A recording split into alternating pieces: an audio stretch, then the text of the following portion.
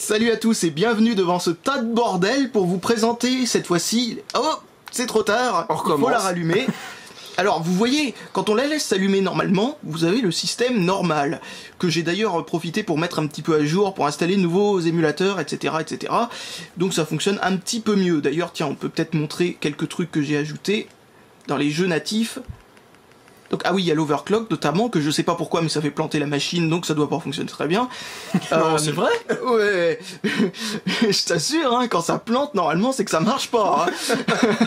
Et donc, j'arrive pas à me rappeler quel jeu... Mais putain, mais quel jeu j'ai bien pu rajouter là-dedans? J'ai l'impression que la liste est très courte. Est-ce que ça c'est un truc qu'on n'a pas vu l'autre fois? Non, non, ça c'est de l'ancien. Donc, essaye tiens, de l'éteindre. Joue ton rôle de main droite.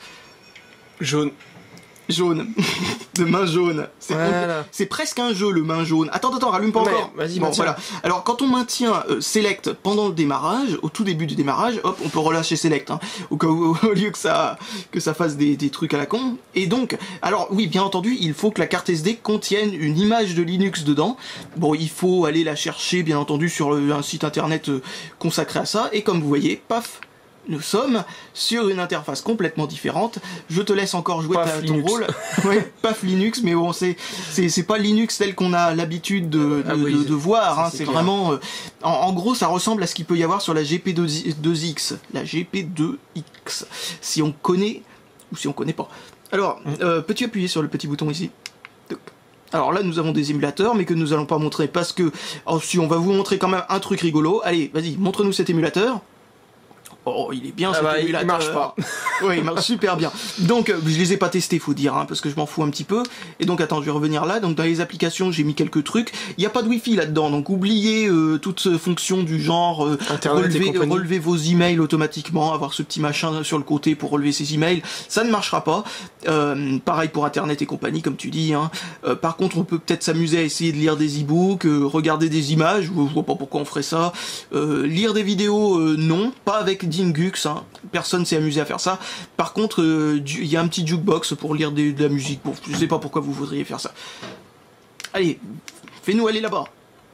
Voilà. Ah, voilà, le plus intéressant, j'ai envie de dire. Et là, c'est ce que nous avions envie de vous montrer. Vous. Alors, bon Dieu. Oh, c'est pas mieux que les jeux de mots pourris de Bibi 300. Non mais c'est vrai quoi. C'était quoi tout à l'heure? Ah je sais plus. Non, il y en avait un. Non, il y en avait au moins 110 dans une vidéo de 20 minutes et ils étaient tous minables. Alors bon, j'ai le droit de dire de la merde aussi de temps en temps. Hein. Bon voilà, alors c'est fait. Oui. Bon t'inquiète pas Bibi, hein, on t'aime bien. Hein oui mais vaut on mieux le préciser. Malheureusement on rigole pas à ces mauvais jeux de mots. Bon, enfin bref. Alors, on essaye quoi donc, là nous avons des jeux originaux entre guillemets parce que c'est pas si original que ça. Ce sont des jeux en gros Linux qui ont été adaptés pour ce truc là parce que Dingux en gros c'est une adaptation de Linux oui. Pour cette machine sans la bafouille, ça marche mieux. Et donc du coup ça a permis d'adapter quelques jeux comme ça par-ci par-là. Alors il y en a des pourris et il y a aussi des moteurs de jeu comme celui de Doom. Est-ce qu'on peut le retrouver? Alors tu me dis si tu vois Doom là-dedans. Je ne vois pas. Par contre, il y a un jeu que je connais un peu, c'est OpenTTD, c'est ça? Oui, c'est un jeu de gestion, oui. Bah attends, on va pouvoir montrer à quoi ça ressemble. Par contre, à mon avis, il va être injouable. Rien que sur il est dispo sur smartphone et il est injouable sur smartphone. Bah oui, parce que l'écran est trop petit pour jouer à ça. De plus, là, comme c'est même pas tactile, bah ça va être encore pire que sur un smartphone parce que, regardez-moi ça. Voici un curseur qui se déplace. Je sais pas si vous voyez bien. Non, on voit pas. Attends, il est passé où le curseur? Bah, moi aussi, je me demande où il est passé. Ah, bah, c'est bon, je le vois. Vous voyez, regarde là, il y a un petit curseur là. Là. Oh, on le suit avec le... Bon, c'est totalement injouable. Appuie quand même sur une touche, là, essaye-en une au hasard. Il y en a une qui permet d'accélérer le curseur. Non, c'est pas celle-là. Non, il faut la maintenir. Oh, bah là, tu m'as carrément bloqué le curseur. Essaye celle-là. Non, B, alors. Y. Ouais, regardez, on peut accélérer le curseur. C'est totalement injouable, autant oublier. Ah, mais accélère-moi le curseur, je vais aller sur Kit. Oui, c'est difficile de jouer Comment tu valides? Bon, bah, essaye B. Ah, ouais, c'est B. Ok. Voilà. La logique. Oui, B pour valider, B pour sauter, exactement comme dans l'autre jeu. C'est BitTrip Present Runner 2 pour info. Oui, sur Wii U. Ça me perturbe énormément que ce soit B pour sauter. Alors, donc, qu'est-ce que je suis en train de chercher? On va se rapprocher un peu. Ah oui, donc oui. Essayons ce jeu-là. Donc ça, c'est un jeu qui existe réellement. Ah, parce que l'autre n'existe pas réellement, en fait. Non, je veux dire, il existe réellement sur d'autres machines que ça, parce que, à l'origine, c'est un jeu PC, et j'arrive plus à me rappeler de son nom. Et vous voyez, c'est Interplay qui l'a fait, et c'est juste le moteur du jeu qui a été, vous connaissez sûrement cette boîte. Et donc, voilà le jeu. Donc, c'est un FPS, si je dis pas de conneries. Non, c'est pas Restart, si. Voilà. Et donc, qu'est-ce que je voulais dire? Oui, c'est un jeu donc dont le moteur de jeu a été adapté pour fonctionner sous Linux. Et donc, du coup, on peut, en utilisant le contenu du CD, c'est-à-dire les maps et tout ça, le faire fonctionner sur plein d'autres machines différentes que le PC à l'origine pour lequel il a été fabriqué. PC ou Mac, je sais plus d'ailleurs. Ce serait pas un... Non, je sais plus. Il me semble que c'était sur PC. Hein. Donc, voilà. Maintenant, nous nous retrouvons sur... Ah oui, c'est vrai, c'est ce jeu-là. Alors, peux-tu trouver le bouton pour avancer? Voilà, c'est bon. C'est toi ou moi qui... C'est moi. Oui, c'est toi. Ah, c'est pas facile de jouer comme ça. Alors, vous voyez quand même que le problème, c'est la croix. En partie. Ah, oui. Il se joue avec la souris, ce jeu-là, non? Tu sais oui, il me semble bien. Vu comment il est... Il y a plusieurs façons d'y jouer, hein, vu que c'est pas le moteur de jeu original. Mais ouais... je suis obligé de prendre ma deuxième main, quoi. Oui, ouais. Donc, voilà, bon... arrêtons là pour aujourd'hui. Non, arrête ça, parce que si les bruitages font qu'on nous entend mal... Ah... Quand faut-il trouver comment sortir de jeu? Start, non? Je viens d'essayer les deux. Dans le menu. Profitez de la musique en attendant. Oh, là j'ai trouvé en appuyant sur tous les boutons, ça ouvre un menu options.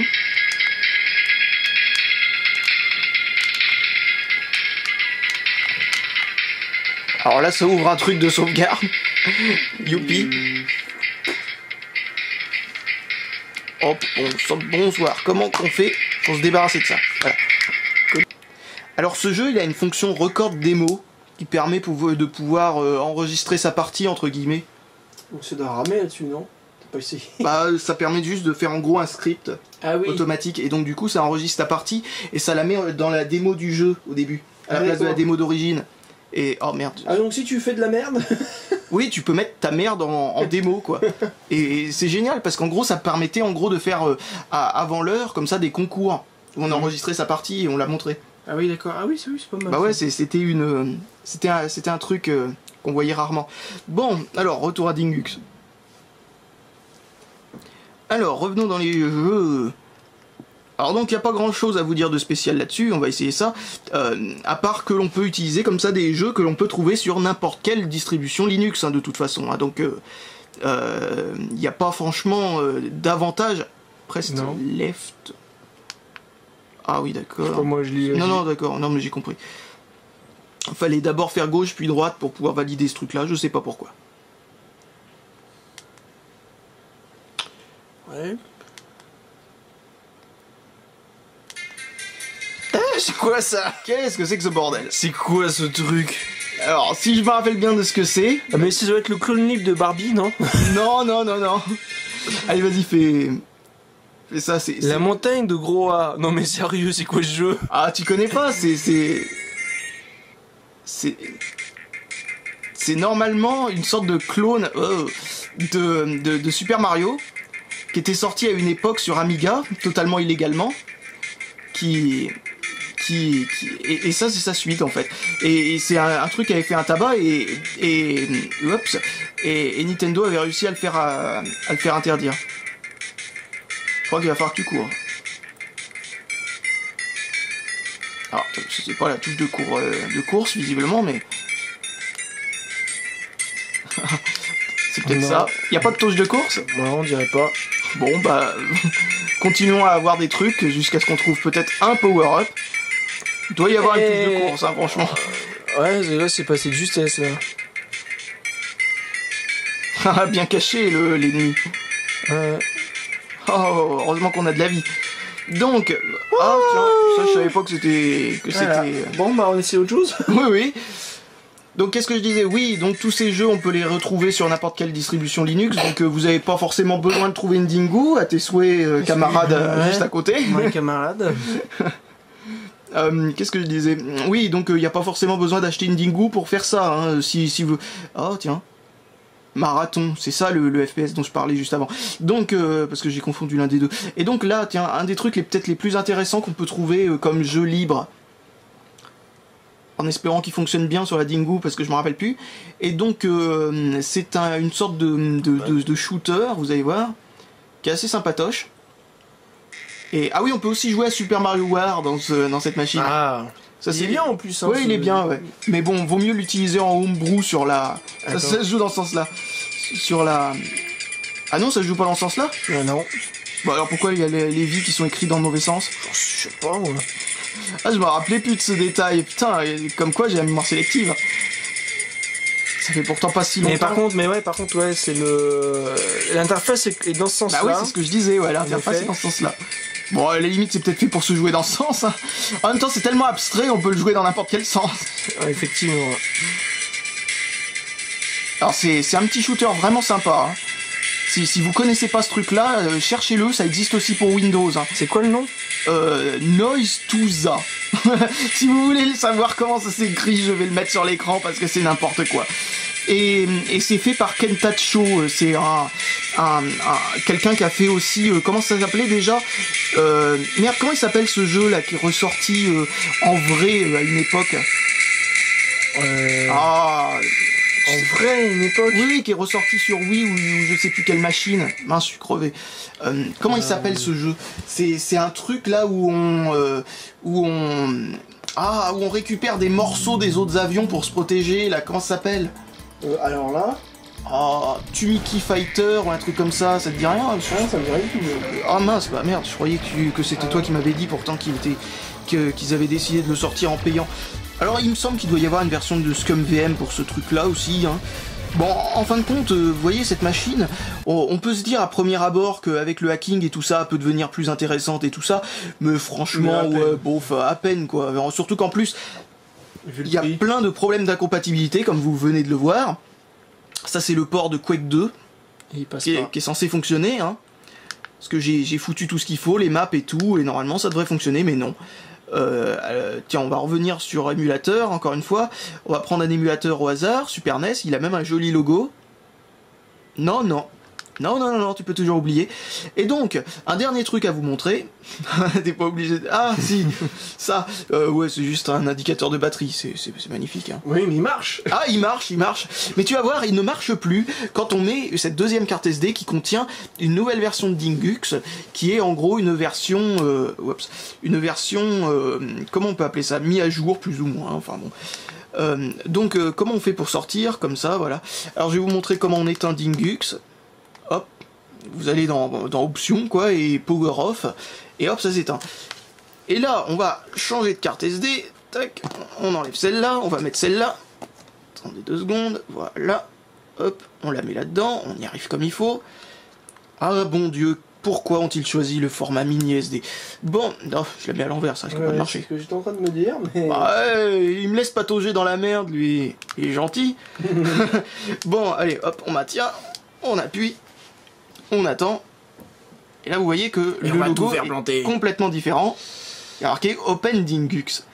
Et donc ça part d'une bonne idée parce que c'est en gros Dingux en mieux foutu, mais comme vous le voyez, il y a comme un problème, c'est que quand on réorganise le menu automatiquement en utilisant le système de détection automatique des applications installées, et bien quand on les met dans leur propre dossier, quand on redémarre, elles sont ressorties des dossiers, elles retournent là-dedans, on ne sait pas pourquoi. Ce qui n'est pas une très bonne chose. Et l'indicateur de batterie ne marche plus parce que les applications doivent être faites d'une autre façon pour fonctionner. Certaines fonctionnent. Vas-y, redondis. Ah oui, bah voilà, vous allez voir, l'utilisateur de batterie, qui est exactement le même que sur l'autre, fonctionne sur l'ancienne version de Dingux, mais sur cette nouvelle, ne fonctionne pas. Et vous allez avoir plein d'autres problèmes de compatibilité du même style. On va essayer l'émulateur de Game Boy, peut-être que cette fois-ci il fonctionnera. Non. Et... Il fonctionnait pas avant, donc... Oui, il fonctionnait pas avant, mais on sait jamais, peut-être qu'il était fait pour cette version, mais non, visiblement non. Marathon, Bah attends, on va essayer un autre truc qu'on a essayé juste avant. Est-ce que tu le trouves? Ah oui, il est là. Et là, vous voyez, il fonctionne. Parce que lui, il a été adapté. J'ai pas fait gaffe, le shoot qu'on avait utilisé juste avant. Ah voilà, vous voyez bien le nom là, je pense. Là. Oui, il est plutôt pas mal visible. Et donc, si vous cherchez ça, vous trouverez sur le site du développeur, qui s'appelle Kentacho, il me semble. C'est un japonais qui fait plein de jeux libres et gratuits, des shooters notamment, qui sont plutôt bien foutus et très bizarres. Ah là, il y a un bug par contre, là, il n'y a pas de son. Il y a un bug, ouais, il n'y a pas de son. Ou alors c'est moi qui ai désactivé le son dans les préférences de Dingux, hein, ça... On ne sait pas, je vais regarder, tac, on va retourner dans Settings, parce que, vous voyez, là, il y a un sound mixer là-dedans. D'ailleurs, ceux qui fonctionnent sous Linux, et ceux qui sont assez geeks pour savoir ce que c'est, reconnaissent Alza Mixer, ouais. Qui est un petit peu un truc que l'on utilise quand sa carte son fonctionne pas bien. C'est-à-dire que c'est pas bon signe. Ouais, non, c'est pas que c'est pas bon signe, c'est que bon, ils ont trouvé que ça à nous mettre. Et là, on peut choisir l'overclock et tout ça, enfin plein de trucs de genre. On peut mettre en français, mais la langue est tellement mal traduite, c'est trop génial. Enfin bon, donc voilà, je pense qu'il n'y a rien de spécial à ajouter là-dessus. À part que, comme vous le voyez, on peut faire fonctionner à peu près convenablement, ou pas, quelques jeux, ou pas, et ensuite utiliser d'autres émulateurs qui ne sont pas fonctionnels avec, enfin qui sont pas compatibles avec le système d'exploitation d'origine, ou pas. C'est ce que j'allais dire. Surtout ou pas en fait, hein, parce que bon, on va essayer de recommencer essayer tous les émulateurs Game Boy que j'ai mis dessus, mais visiblement il y en a aucun qui veulent fonctionner. Hein. Par contre, un émulateur, comment ça s'appelle, WonderSwan, pas de problème, hein, ça fonctionne. Hein. Par contre, si c'est aussi connu que la Game Boy, non, ça marchera pas. Je comprends pas cette machine, on dirait que c'est le monde à l'envers. Donc voilà, donc si vous cherchez un truc qui fonctionne, non, c'est vrai que c'est pas comme ça que ça s'éteint quand c'est tout sous Dingux. Si vous cherchez un truc qui fonctionne sous Linux et qui vous permette de faire pas mal de trucs sympas avec, surtout oubliez ce truc-là. Si vous voulez l'acheter pour ses fonctions d'origine, oubliez-le aussi parce que vous pouvez acheter pour beaucoup moins cher des choses qui font la même chose. Voire plus, comme la chose sous Android en effet de la dernière fois, et donc du coup voilà, et puis en plus de ça vous aurez pas à vous faire chier avec le format mini SD très bizarre, avec un adaptateur ou je ne sais quoi, enfin bon bref, en gros c'est tout bénef d'utiliser autre chose, étant donné que bah en gros cette machine coûte beaucoup trop cher pour ce qu'elle vaut. À la limite, si vous pouvez la trouver pour 30 €, des trucs comme ça, et ben vous la trouverez dans les mêmes ordres de prix que d'autres émulateurs du même style, vous savez, des sortes de fausses PSP ou des trucs comme ça, et là du coup elle vaudrait énormément son prix, mais vraiment juste comme il faut. Par contre, là elle coûte à peu près le même prix que des trucs qui fonctionnent sous Android et qui fonctionnent beaucoup mieux, avec en plus la ludothèque Android qui va avec, qui est juste énorme à côté. Eh bien, je vois pas vraiment pourquoi vous achetez ce truc-là, vu que ça coûte à peu près le même prix et que ça fait beaucoup moins. Donc bon, à part peut-être pour la curiosité d'utiliser une distribution Linux très bizarre qui ne fonctionne que sur cette machine et qui fonctionne, comme vous le voyez, un peu mal, quoi. Donc voilà, salut à tous et à la prochaine. Salut. Alors, en bonus, les jeux qui n'étaient pas installés à l'origine. C'est pas... Enfin, ça ressemble pas à Candy Crush, là, sur smartphone, là? Oh, pas exactement, parce que Candy Crush, ça fonctionne pas avec des carrés comme ça. Ah, d'accord. Regarde, je sais pas comment ça fonctionne, ce truc, mais... Bon, appuyez sur n'importe quelle touche pour commencer, sauf Start et Select, faut croire. C'est génial, ça. Alors, Snake... Encore un de ces jeux, hein, map 1, voilà, qui ont été faits par des fans de la machine, qui visiblement avec ça à foutre. Parce que franchement, faire un Snake... Ah oui, mais c'est vrai que c'est un Snake marrant. J'avais oublié ça, il y a différents bonus. Enfin bon, c'est un Snake sympathique. Bon, si vous voulez un Snake sympathique, il y en a plein sur Android. Tu comptes tourner autour du pot encore longtemps? Ah mais ça m'amuse Snake, hein, tu sais, moi plus le jeu est simple... Non mais je disais parce que tu tournais autour du bonus là. Ah oui, parce que attends, et jouer comme ça, si vous imaginez pas comment je suis foutu, en fait, je suis en angle droit pratiquement par rapport à la caméra. Voilà, bon bah donc voilà, quelques jeux supplémentaires. Et dans le graphique, il y a quoi? Dans le graphique, c'est juste pour un des jeux, ça contient les images du jeu. Et là c'est juste l'overclock et tu vas voir, appuie sur 1, c'est frisé. Ah d'accord. Voilà, il n'y a plus rien. C'est planté. Bon, à la limite, on peut peut-être l'éteindre. Non, même pas, donc... Attendez, je vais vous sortir l'outil. L'outil Reboot Machine. Cet engin d'une technologie étonnante et d'un futur proche, mais pas encore à portée de main, va vous permettre de faire ce que l'on appelle un reset. Oh putain de bordel. Comme vous le voyez, c'est une technologie qui n'est pas encore très au point. C'est normal, ce sont les tout premiers prototypes. Mais je vous jure, un de ces jours, vous aurez tous une tige reset chez vous. Putain, mais quel bordel. Peut-être que tu me tiennes, non? Non, non, c'est juste parce que je loupe le bouton. Voilà, c'est bon. Oh là là là. Alors aussi, oui, donc, comme vous le voyez, si vous voulez acheter cette machine, préparez-vous à vous faire un truc comme ça. C'est-à-dire une tige en métal, rigide, genre un trombone déplié ou ce genre de truc, pour pouvoir faire reset avec cette machine très souvent, parce que franchement, elle est capricieuse. Voilà. Donc ça, c'était sur Game Boy, hein. Oui, oui, je m'en doute bien que c'était sur Game Boy. Et donc une fois que t'as tout mis... Ah ouais, d'accord, je comprends l'idée. Ah oui, je connais le jeu, je l'ai déjà vu. Oh là là, oh, ça fait longtemps. Bah, c'était pas l'autre fois qu'on l'avait vu. Enfin, non, moi, non, non, c'était pas l'autre fois, ça date d'hyper longtemps quand je testais des ROM de Game Boy comme ça au hasard.